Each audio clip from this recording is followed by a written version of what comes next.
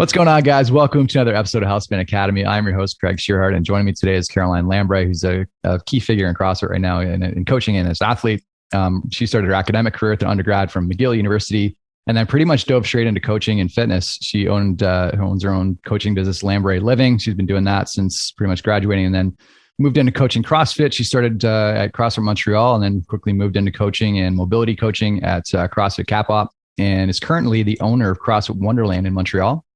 And she's also the coach of some high-level athletes, including three-time Games athlete Jeff Adler. We're going to chat a little bit about that whole process there and the background and how that dynamic works.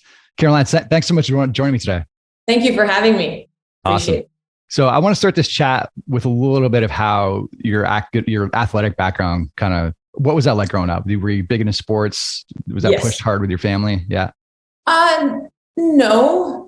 So I started, my original sport was volleyball. I did that starting in secondary too, in Quebec. And I played all the way to CEGEP. I didn't continue in CEGEP just because I needed a job to pay off university and things like that. I was just like starting to be a grown up, and thinking about the future. Adulting.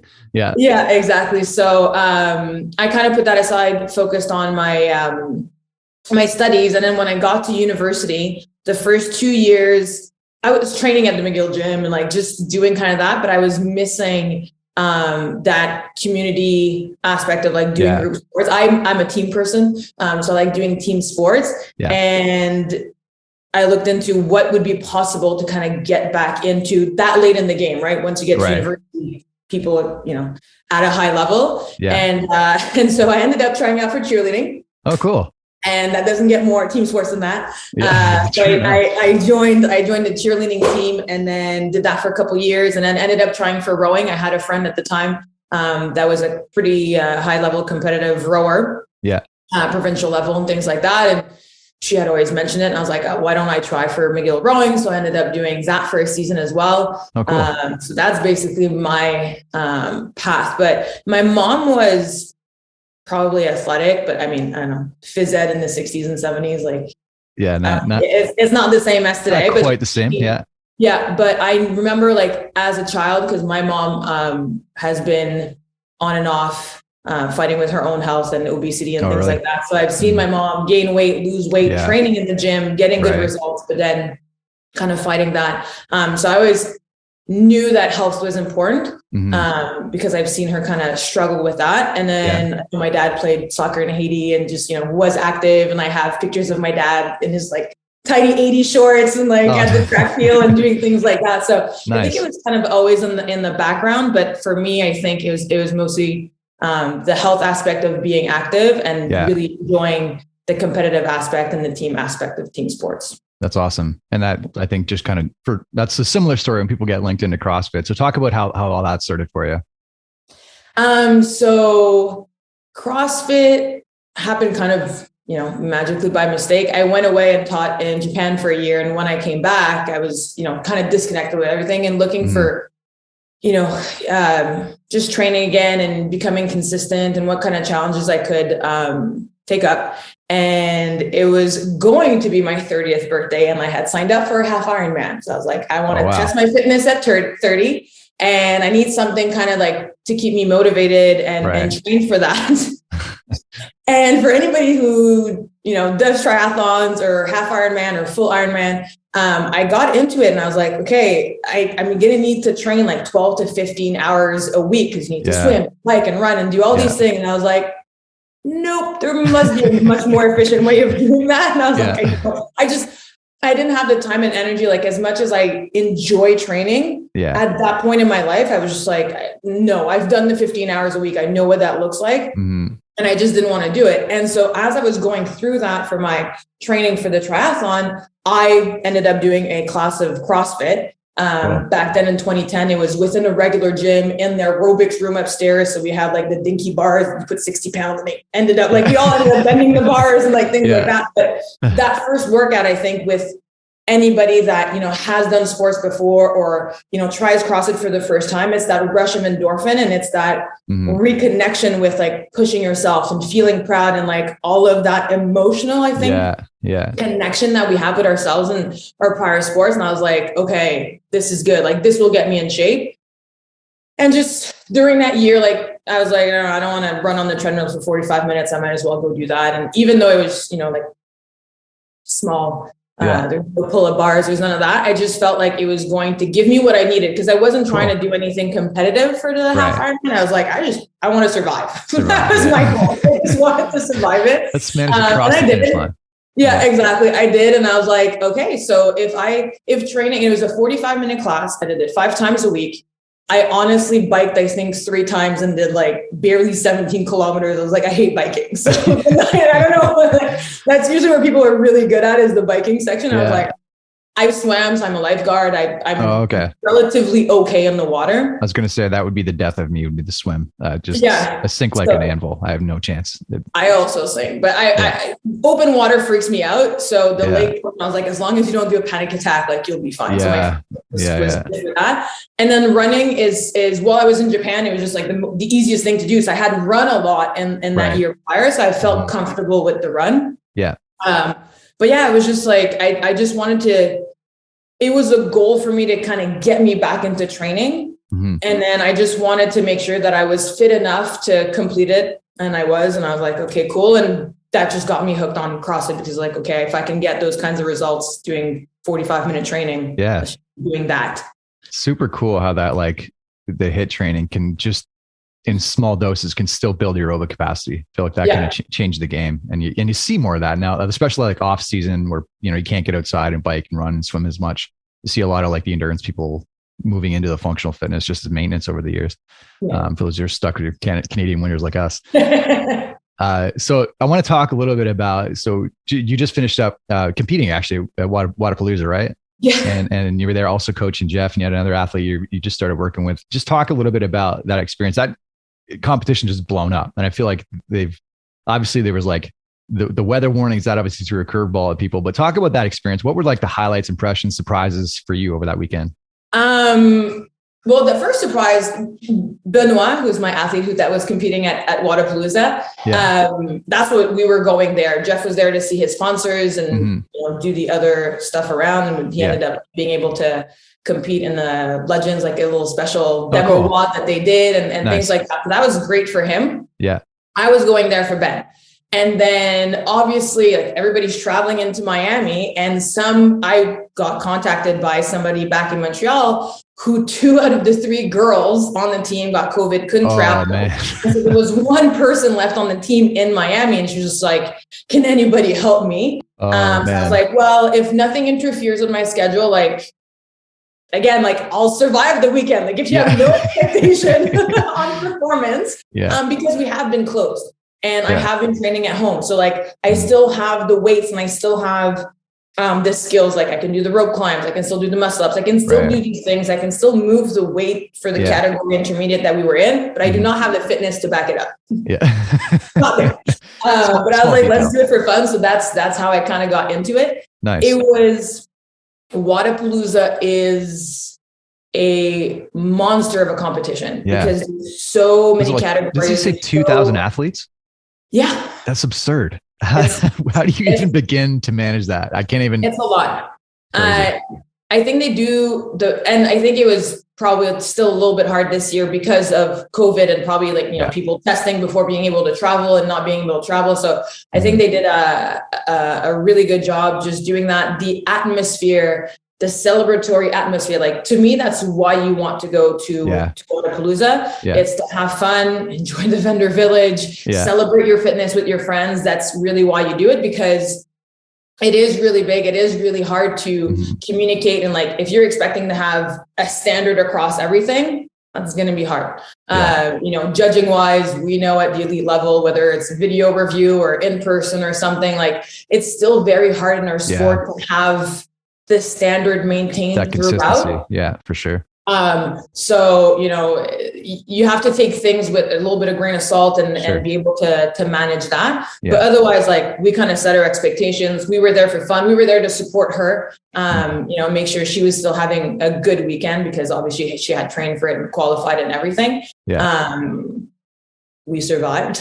Clearly, I do not have like, exactly. Like clearly, like me, I'm not going to talk for the other girls, but like it was cool to see, especially I think because the gym has been closed down for so long and all that, like being on the competition floor, feeling that and seeing the other girls. And I'm like, oh my God, like you're really fit, like good for you. Like I want to just like applaud everybody and be like, oh my God, you go girl. Like, let's go. Like it was really fun. And then I was just like crushed by the weights. And I was like, my fitness. But that was really fun seeing Ben compete for the first time. Mm-hmm. So I've been working with him since April, like after the open March.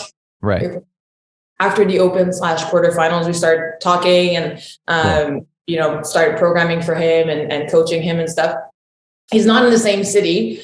He's in Quebec City. So, videos, like trying to coach him, like programming is one thing, but coaching him through everything. And it was really cool at Wodapalooza to be able to see things in person in real time, how he is as a competitor. Because it's one thing like as an athlete when you're training and, doing online qualifiers, it's another to see people on the totally different environment. Yeah. So I have a lot to analyze and go over and discuss, but it was really cool to start this new journey with him. Cause I've had it with Jeff and that's a completely other type of relationship and everything. But it was very cool to be there and witness and share that with him. That's awesome. Pretty cool seeing the Canadian sweep on the men's podium too. Yes, that was so cool. Yeah, unreal. And I guess all of those guys have at one point, I don't know if they've all at least lived in Quebec at some point too. It's like, it seems like all the best Canadian CrossFitters are Quebec. It's nuts. I don't know what you guys are doing out there, but it seems you're working. Let's talk a little bit about the X's and O's of coaching and how, like, obviously every athlete's going to need something a little different. And like you kind of mentioned, you were working with Jeff for a little while, which we'll talk a little bit more a little later on. But some of the stuff will translate, obviously, and it's being remote. It's kind of that other layer. So what does that feeling out process look like for you? Like, are you doing a lot of like FaceTime with him? Are you like, how often are you guys communicating? How do you figure out what exactly he needs from you as a coach?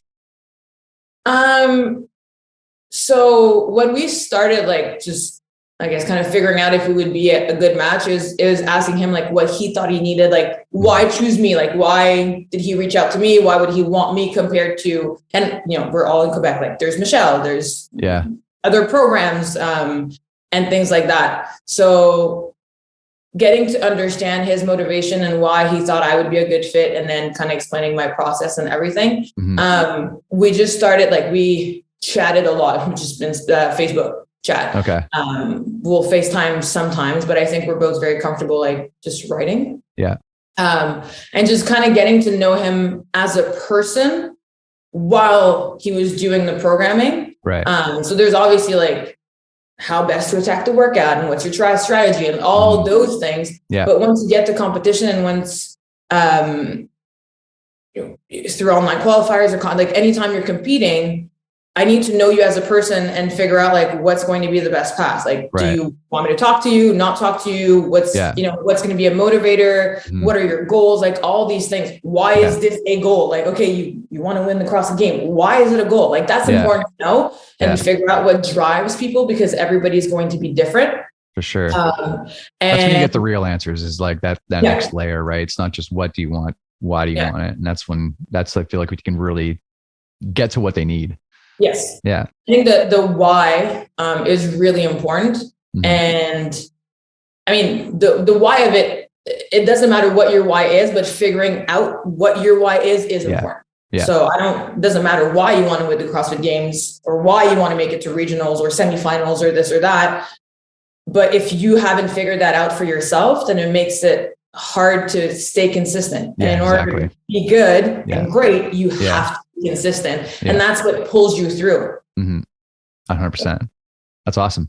So getting into like, this was his first big day. So like, obviously there's a big mental piece to that. Things like how much did you kind of walk him through that first day, getting over jitters? Like what happens differently the night before, the day of? Do you guys like taper the training a little bit leading up to that? Or what does that look like leading up to a competition? So that was a lot of back and forth, because obviously like we figured that out for Jeff, and then for him, I don't think it matters what I think is best. If it doesn't suit him, then it's not the best for him. So we have to kind of go through, and he works very differently. Like do you want to taper? why do you want to taper? How much are we going to taper? What do you want to do? Like, do you want to lift heavy? Do you not want to lift? Like all these, there was a lot of questions and things like that. Yeah. He competed in the teen. So he's been to Wodapalooza before in the teen division. He's done a lot of like local comps and things like that. So he has that experience. Yeah. He's an athlete. He's played soccer. So there's some of those things of like jitters and like, we're all going to be nervous before the 3, 2, 1 goes, but once it goes and that's fine. Yeah. So that didn't seem to me to be an issue. So it was mostly the preparation, like physical and mental. And then, you know, his warm up, like I know from experience at the games that we as coaches don't always have access. So I've tried to make him as independent, and it's like, this was also a stepping stone for me as a coach of a teachable moment of what's going to happen at the games if I can't talk to you. You need to figure out your warm up, like kind of leaving him a little bit more independent. And he does enjoy the hands-on. I enjoy the hands-on. That's why this went well. But in competition time, that's one of the things that neither of us have control over. Yeah. Where and when and how will I be able to have access to you and all these.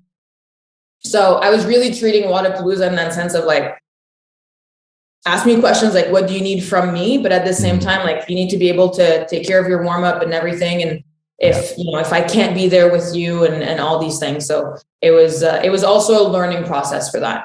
Cool. That's amazing. So, it sounds like you figured it out. And I mean, I think the thing is that every athlete is a little different. So there's always gonna be that feeling out period.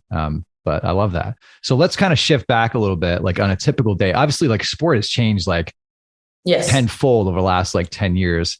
It used to be just, you know, I think the first games, they were just like picking people out of the crowd. Hey, you want to compete in the CrossFit Games? And now it's like your profession. So the volume has changed. The recovery game has changed. I feel like everything's got to be pretty dialed in. Talk about how you assess like a typical day, like, or how much you're involved with the day to day of an athlete that's their goal is to get to the CrossFit Games. What kind of training volume you're looking at? What does recovery look like? What are the key variables you start to look to optimize for them?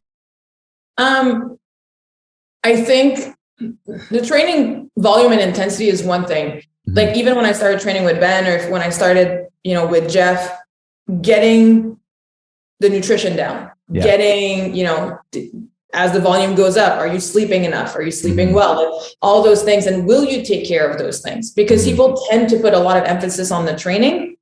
The training creates an adaptation, but if you don't let that adaptation happen, and that's going to happen through good nutrition and sleep and you know, all the other things that happen. Do you get them tracking sleep? Do you encourage that, or they?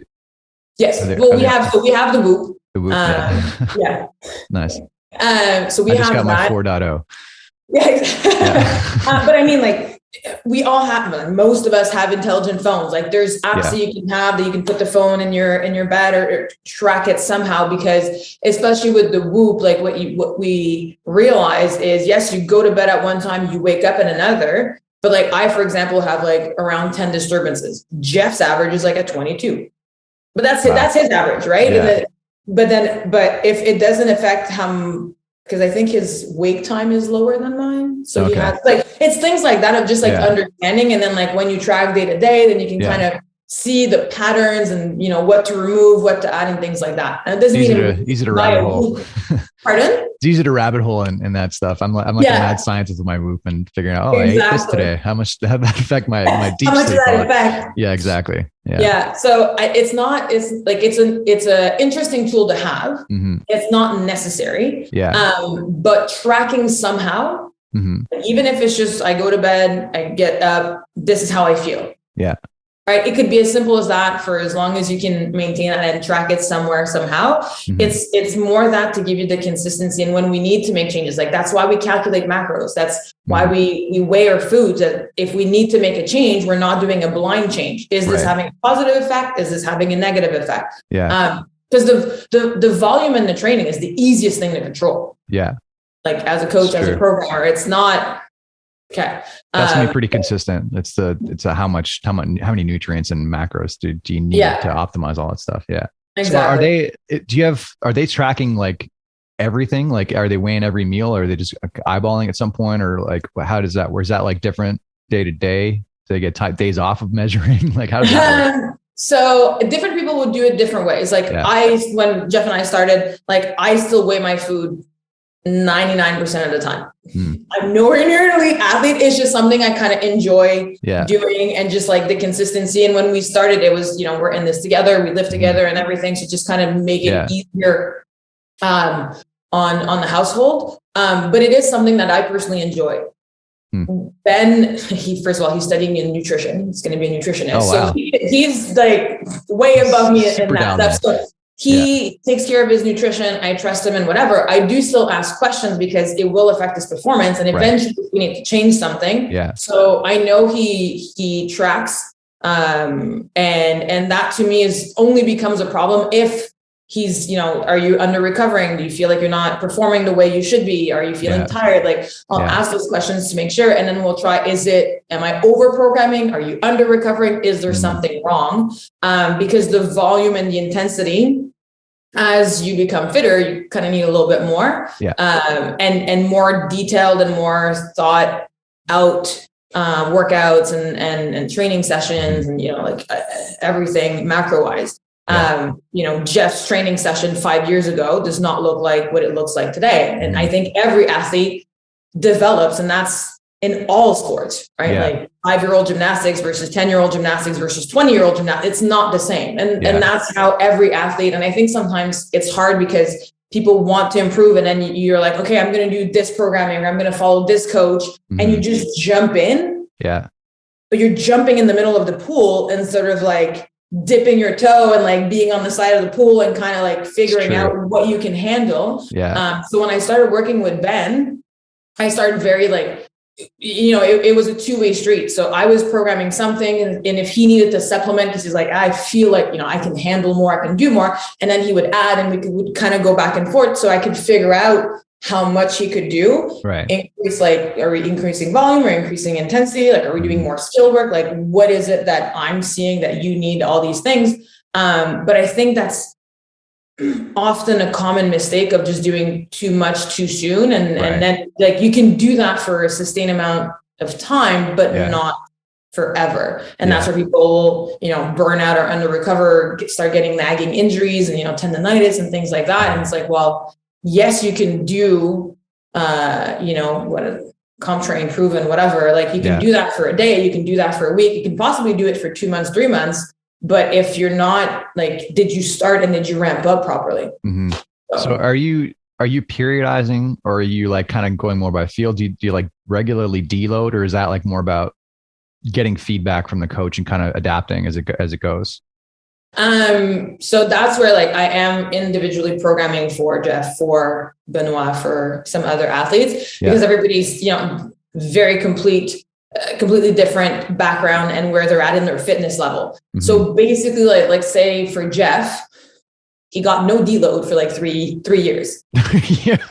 No big deal. That's going to sound like overrated. Shocking. What I mean by that, we do, we've done the .com. So we do 3 on, 1 off. But because he was always able to recover, I was progressing him. Like it's basically like an Olympic cycle, right? And yes, there was deload. Like he wasn't like just, I mentioned another that playlist song, and it's just up and up and up. Like that's not what it was like. But in the sense that I had a very long, in the distance, like I knew I was programming for 3 years. So I was ramping up very slowly. And yes, like after the open or whatever, like, yes, we would deload, but it's not as periodized, I think, or at least for me, in the general sense of, okay, I'm taking 8 weeks and you're going to do like 5x5 of back squat and then 5x4 and 5x3. I'm going to increase. It's yes, but I do it in the CrossFit style of a little bit more varied and a little bit more things like that. So until he basically got to the games, for me, it was like, we are constantly ramping up. Like it was an Olympic cycle of up with the small dips. And now as his fitness is getting higher and higher, yes, he does need more deload time and decreasing. His body needs the rest because those competitions ask more of him at that level. Yeah. That's right. Cool. It's going to drain him more. Sure. So That's one of the things I love about CrossFit is that there's just different interpretations of like what exactly, constantly varied, but not random, right? So it's calculated, varied. And I think like to a novice or someone outsider, like there's no, what are you doing? Like where's leg day? You know what I mean? But when you constantly mix things up, you're more likely to keep working through those plateaus. Yeah. And I also think like then that was the huge advantage that I had of working with Jeff and our relationship is that as long as I wasn't seeing any signs of overtraining or under recovering, then we could keep going up, as opposed to like, oh, I have a timetable and I must do this program in 8 weeks. Well, if you can progress for 14 or if you can progress for 21 weeks, or like, how are you feeling? It was very much, I don't want to say intuitive, but like I feel like if you're still feeling good, then we can keep pushing the pace. And then when we need to back off, then we would back off, as opposed to like doing a 12-week program. Like that's what I think most people think of periodization. Yeah. That's why I say that's rigid. Not our program. Yeah. Fair enough. Cool. Let's talk a little bit about what recovery looks like. Are you programming mobility for them? Is that they left to their own devices to kind of feel out their body, or how involved are you with that side of things? Yeah, it's a little bit of both. Recovery and like mobility is super important. Mm-hmm. Super important. But I think everybody needs something different at different times. Right. Jeff loves to do his Go WOD, starts every session, like morning session, afternoon session. He starts with that 10 minutes and then he'll do a little bit of cardio, like a little bit of machine, warm his body up. He has his movement patterns. He knows what to do in order to get warmed up for a specific workout. Right. Now I still program accessory. I still program some mobility because I do know, like, I'm like, okay, I need to make sure that your rotator cuffs can be able to manage this. Like, yes, but I think for the amount of years now that Jeff has trained, he, and I think any athlete, should be able to take care of their own body. Now you can still ask for my advice and, my guidance and everything, but as an athlete, you should have the knowledge and the power to take care of yourself. And I want to give that power to the athlete. So the way we've worked over the years, yes, when we started, I was programming everything. Now he knows, like, well, if I have to snatch, I know I need to do X, Y, Z exercise because my shoulders, my elbows, like whatever will feel better and I'll be able to perform. Yeah. So I think it really depends on the level of knowledge that the athlete has of him or herself. And the self-awareness. And then kind of have to like fill in the gaps for them until they kind of catch up. So with Ben, it's a little bit more accessory, a little bit more warm up, but he is in charge. And so if he's not doing it properly, if he doesn't feel like he's warming up properly, well, how can I help? Show me your warm up. What were you doing? How can we correct this? So it's a lot more back and forth until we can fine tune and figure out what is best for him. Cool. I love that.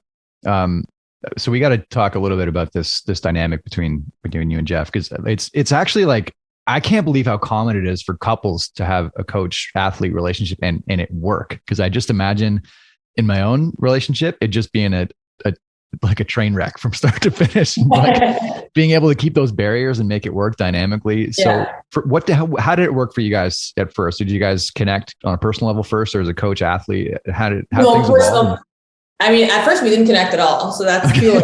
Like, we did not. I started coaching at the box that he was training. He was like swaggering into the gym like a little bit late. And I was like, you're 3 minutes late. You're not doing my class. And then boot him to the other side. And like, that sounds like the start of a romantic comedy right there. Oh, yes. Yeah, basically. Yeah. And so it wasn't love at first sight or anything like that. Yeah. But I think the things that we appreciate out of each other, like, we're there from the beginning. Like, he's very independent and wants to do his own thing. And I set my boundaries and they're clear and you're going to know. And so at first it rubbed friction between us. Yeah. But once we kind of got past that, we started talking and hanging out together. And so it was the personal side that developed, but obviously we met in the gym. I was a coach, she was an athlete. So as we started dating and obviously kept doing CrossFit and all of that, I did see some potential. I never, when I started CrossFit, I never imagined myself owning a box. I never imagined myself training CrossFit Games, but those were kind of challenges that I was like, that would be cool. Yeah. Like, okay. Sure. My main goal was to become a red shirt, and I worked for years for that. Didn't happen. But that was my goal for myself.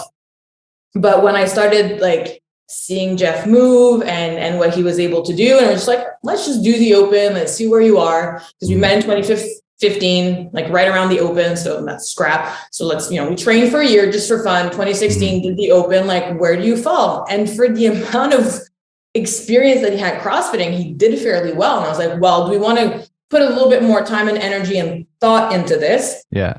And we did for 2016. Like, he still had a job. I had a job, like all these things, but we just kind of did it. And then 2017, we're like, okay, if we can get from A to B with the amount of work that we did and the progress that we achieved, imagine we double that. Like, imagine we double down on the effort, and where would that get us? So it was more that of just kind of like, at first we just kept training together, and it was just, I enjoy programming. So I was like coming up with workouts and things like that.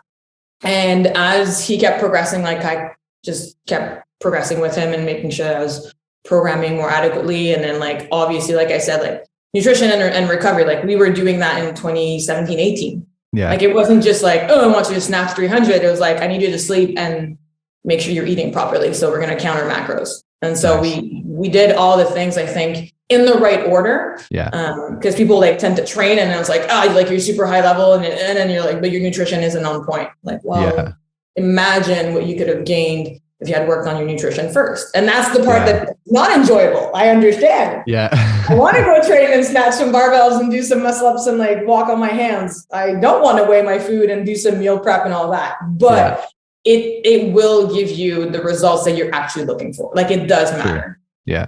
I love that. So have you guys set up like rules at home? Like, do you have boundaries? Like, you don't talk about work or the games after a certain point, or like, do you have like times when it's just like, do you separate those two, or you just kind of feel it out, or how does that work? No, I mean, especially the past few years, like our whole, like once we opened the gym and we're trying to get to the games, and there's like our whole, there's no turn it off. Our whole life is CrossFit. Like you can have like a soap opera, you just follow us around. It's like all CrossFit all the time. It's great. Like, you love it. So no, I think, I'm a nerd when it comes to CrossFit. Like, I've consumed all the podcasts and the articles and the this and the that. Like, I'm always into it. So I'll talk about it from that standpoint. Yeah. But otherwise, like, I think we can kind of sense it. Like, if we've had enough, or like, after the open or after the games, like, do we want to talk about like his performance or not? Or do we want to talk about this or that? It's not like all we talk about, but our lives do revolve around CrossFit. And I think we kind of both know that, as for anything that's like super intense, high level, like, it's going to have an end. Like, you're going to play in the NFL for X amount of years, but it's going to end. And even for anybody's job, if you're going to be a lawyer for X amount of years now, that's going to be longer. Yeah. But I think we both kind of know that eventually we'll move on. So it's like, it's okay right now to like constantly bathe in this CrossFit. Go all in and see what happens. That's cool. Yeah. So let's talk a little bit about, so the format's also changed a ton. So you mentioned like 2010, there really wasn't a format. And then all of a sudden there was the open in 2011. Then we had like 2018 where there was a train wreck and sanctionals, and we're going back and forth. How do you rate, like, what, if you were handed the keys, what would the structure look like for you? Ooh, have we nailed it?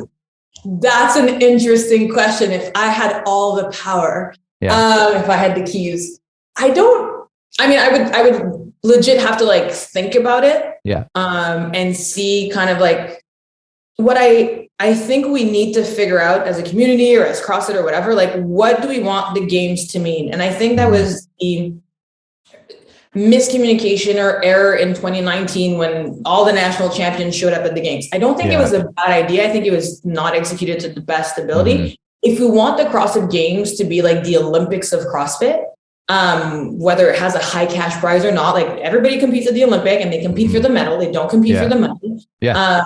So if that's what we want it to become or be or mean, or, like, what's going to be the mission and vision of the games. And I feel like that's not clear right now. And as people have become fitter and the sport has evolved, and it is becoming a full-time job. Like, you can't, like, just like an Olympian, you're devoting your whole week to train for that, and you're doing your whole year and your 4 cycles and everything for that one moment. Yeah. That means that means you're a professional in that sense. Now, not a professional in the sense of you're getting paid for it, potentially, like I understand that, but people are devoting their whole time. And that's where I would want to, like, what is your goal? Like, should I expect that I can make a living off of the paycheck that's going to come out of the games, out of potential sponsorship or no? Like it's such a young sport still. Yeah. But people are like, I'm devoting a lot of time to this.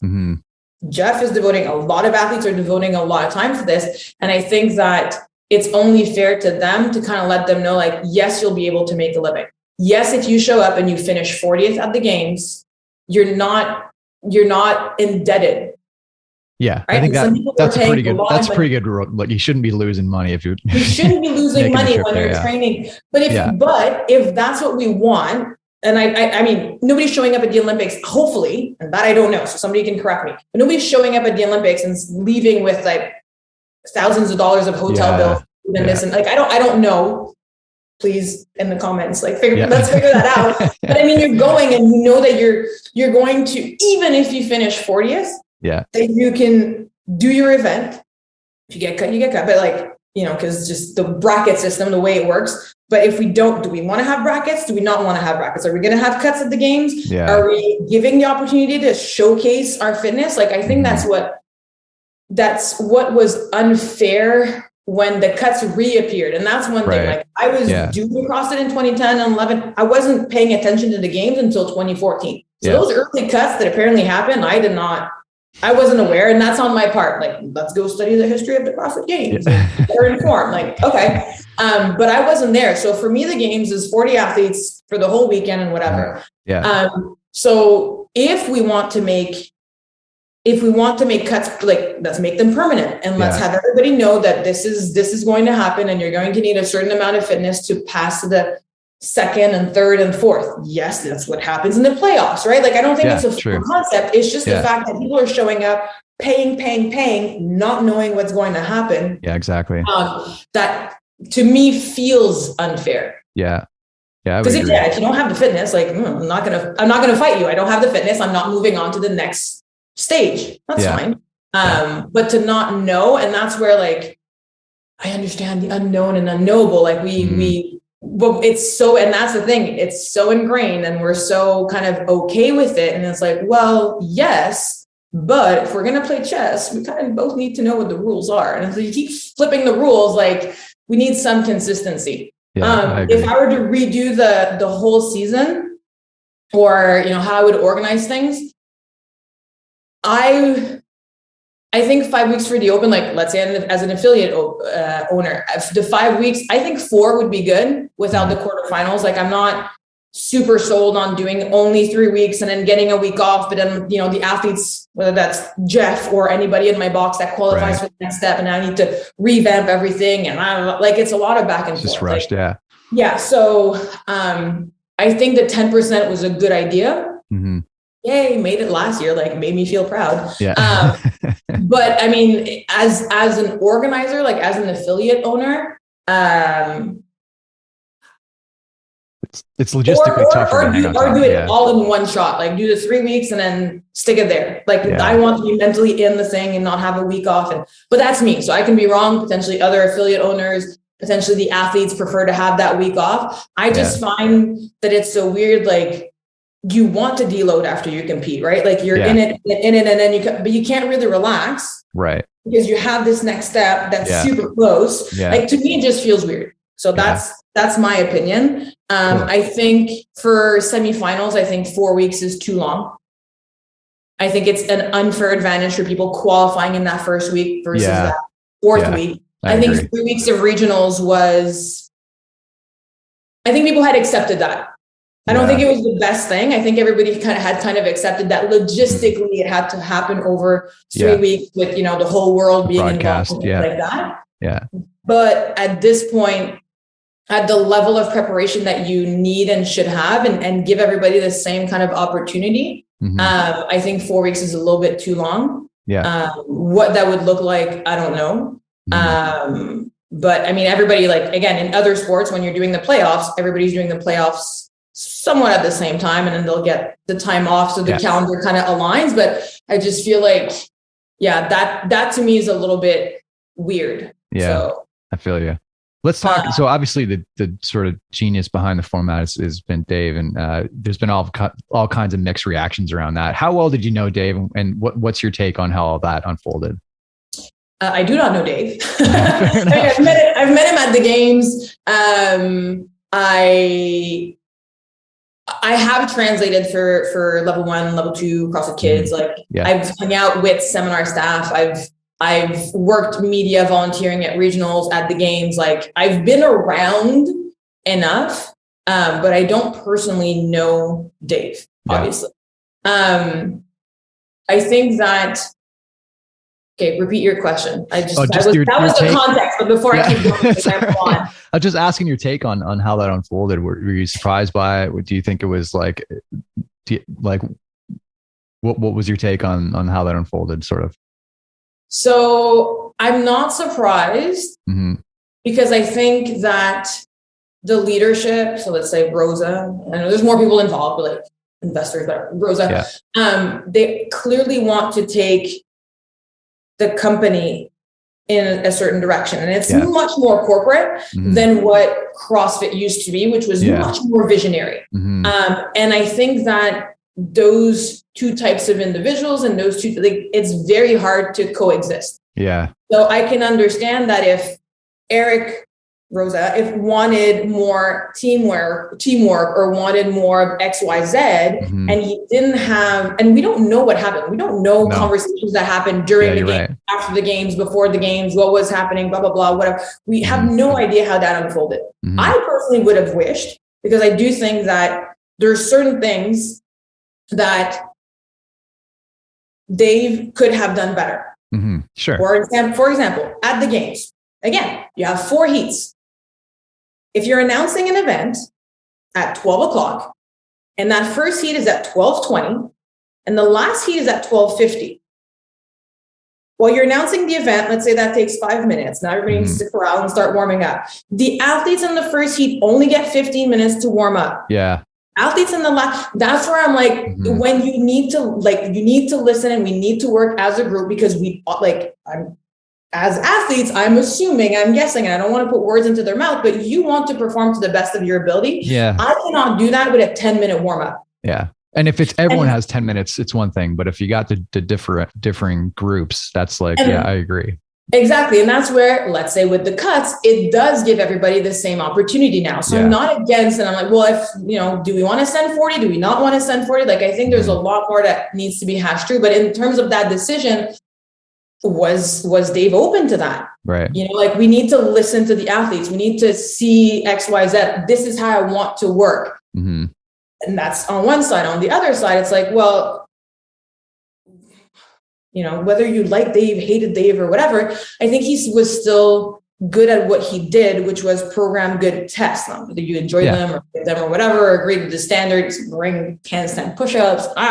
Okay, fine. Everybody's going to make mistakes. Nobody's perfect. Let's not expect Dave to be perfect. Let's not expect Rosa to be perfect. Nobody's perfect. Sure. I personally would have wished that they would have figured out a way to work together, because I do think that together we would have had something better. Now, I agree. We don't know. The next person that's going, maybe the next games are going to be the best one. Or we should have switched Dave out a long time ago. Who knows? That's going off of the information that we have. And I do think that if we want to grow the sport, and having all that history and experience is valuable. Now, there are other key players. I know that there's a lot of people that have a lot of experience in the background that people have no idea about. Yeah. And they're still there. And everything's going to be fine. So I'm sure Dave will be okay. He's going to find something to do with his life. Dave will be okay. The games will be okay. There's enough there for everybody. It's just funny to me. We want answers. We want this. What's happening? We'll get to do that. You walk into my gym, you can tell me whatever. It's still my gym, and I'm going to do whatever I want. I understand that we all feel like we own CrossFit, because we kind of do as affiliate owners, as a community. It's very, very emotional. It's a very emotional tie. Yeah. And I think you got the inside scoop on all this stuff. They just fired 90% of HQ.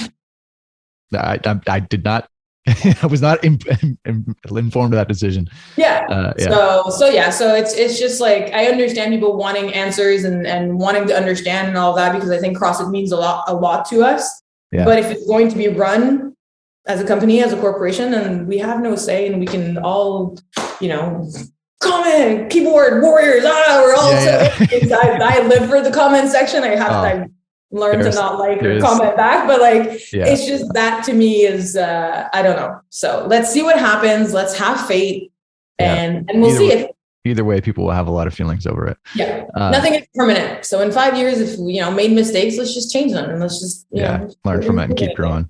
Love that. Carol, I want to circle back to your own habits right now. Obviously, we're in the middle of a pandemic, and just getting to a gym is tricky for some people. And when you're managing like your members and your community, and you got athletes to take care of, let's talk about your own priorities. Where is your main priority with your own health and fitness right now? And what do your habits look like around that? It's very easy to put ourselves last. And I think and that is no different as a coach, as a gym owner. It's like, oh, you must work out all the time. I'm like, no, I'm busy taking care of everybody else's health. So no, I'm not going to go into the gym and work out. But what has, I think, helped me and guided me the most is I know what I want to be able to accomplish when I'm old. I want to live to 100. I don't have control over that, but that's my goal, right? And if I want to make it there and be independent and healthy and be able to enjoy life, then I know that I need to be strong enough to be independent. I need to be mobile enough to be able to, still wash my back and do all these things. So I make sure daily that I do the things that will allow me to do that in the future. So I weigh my food. Like if I track my food and I know my health, and when I don't have a scale, if I'm on vacation, if I'm somewhere else, I can still eyeball. I know how satiated I am when I eat, somewhere else and things like that. Mm-hmm. I know how good healthy feels, and I can therefore, guide my choices based on that. Mm-hmm. And that's luckily, I think, what has motivated me throughout the pandemic. Because like I said, like from a very young age, I've seen my mom struggle with her own health, and I want to make sure that I take daily action to make sure that I can get to that end goal and have what I want. And so whether that's training in the gym or training at home or going outside for a walk or running or doing anything, like I want to stay active. So yes, I prefer to do a class in the gym and be coach and things like that. But I also know that I'm going to work out if I do a class. Take charge. Like I take charge of everything else, but when it comes to my fitness, you tell me what to do. You want me to do 10 squats? Perfect. I'll do 10 squats for the warm up. I'll do 5 burpees. Like that's my me time where I just want to disconnect and kind of. It's nice to be coached once in a while. Put an athlete hat on. Yeah. It feels good. So that's how I've stayed like motivated and maintain my habits. Mobility. Like I'm getting old. I have bad shoulders. You should have seen my squat 10 years ago. Like those are the things that I enjoy improving and keep, working on daily and things like that. So I try to do a little bit of mobility every day. Nice. I try to get, all the sleep that I need. And if I, have to overwork or do something or finish a project, I'll make sure I try to schedule a nap within the next 5 to 7 days to kind of catch up on my sleep. Like I know how important that is now. I don't know how we do it in our 20s. So I did it at university of I'm not sleeping and I'm eating crap and whatever. Like our bodies are fabulous, guys, but we need to take care of it. So true. Yeah. And I'm not I'm old. I'm not that old, but you can already tell. Already tell the difference. And I want to be able to deadlift 2 times my body weight, or I see these people on Instagram, older people in their 70s and 80s and it's doable. And I want to be a person that does it. So if I want to be able to do that, it's much easier to maintain what I have right now until I get to 70 and 80 than let go of my daily habits. And then in 6 months, be like, oh, I need to ramp back up or do anything like that. So it's for me, I've discovered that small bites, like a little bit every day is much easier than stopping and going. And it's like, oh, now I need to work out 5 times a week for an hour. No, I'd rather do 3 times a week for 30 minutes and just do that for longer. Yeah, I love that. I've never heard that small bites, but 1% better every day. That sort of thing. 1%. That's all you need. Yeah. I love that. Awesome. Well, Caroline, it's been an amazing chat. Super appreciate your time. Thanks for Thank you. sitting in It was today. awesome. And hopefully we can do this again sometime. Yes, for sure. Thank you. Awesome, guys. Well, thanks for tuning in to Healthspan Academy, and we'll see you next time. Hey, what's up, guys? Thanks for tuning in today. Hope you enjoyed the episode. Thank you so much for supporting this channel. This has been a fun project. We're growing in viewership every single week, and we obviously couldn't do that without you. So thank you for continuing to tune in. I really hope you're getting value out of the programming and the content. Just wanted to give you a heads up. I've been working on a book on health and longevity the last couple of years, been collaborating with my colleague, Dr. Dan Vitale, who's an expert in the field as well. And we've basically just kind of summarized the literature, some of the techniques that we found really useful in the world of biohacking, what our exercise regimen looks like, what's, cardio type stuff is going to help us live longer and healthier, mobility work, nutrition. We've covered the whole spectrum, everything that you can basically be in control of in your health and fitness kind of moving forward to help you live as healthily as possible for as long as possible. And it's available free for download. So if you click on the YouTube banner, you'll see a link to download the blueprint. It's also on our Instagram profile or on the website. You can click on 5pillarmethod.com/optimize to get your free copy of the book. And I hope you enjoy it. Hope you're keeping well. Thanks again for tuning in, and we'll see you next time.